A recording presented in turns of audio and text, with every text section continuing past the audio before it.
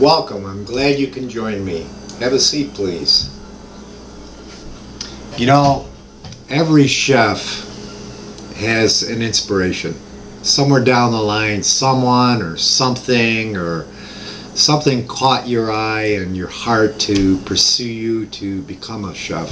And I can remember when I was 15 years old, walking down the street, seeing a restaurant, and there was a sign out front that said dishwasher wanted. So what did I do? I went in, applied for the job, and I got the job. And I can remember how hard it was back there washing the dishes and actually doing some prep. I remember each day I had to peel 2 50-pound bags of potatoes and cut those into French fries. You know, that was part of my dishwashing responsibility in between the dirty dishes. However, one day, one of the prep cooks, a guy that was about a year older than I was, didn't show up for work. And my boss called me on the intercom. He was up front in the kitchen and said, "Jeff, go downstairs and get a chef coat and get up here and give me a hand right now." And I was like surprised. I didn't know what to think. And this was my big break, and I was so proud to go down and get that chef coat and put it on and put an apron around me and go up there and help him. And he was real busy. He was slammed. He had tickets all over the place, and all I could really do is set up plates for him.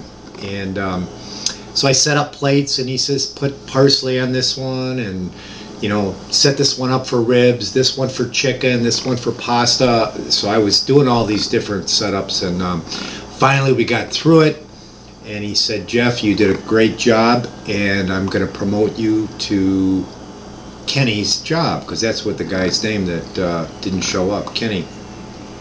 "Kenny's all done. You've got the job."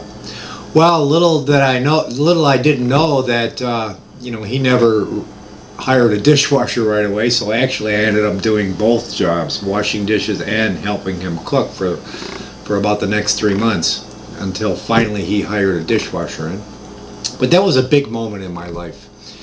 And the first thing I made by myself, I remember I made a batch of coleslaw.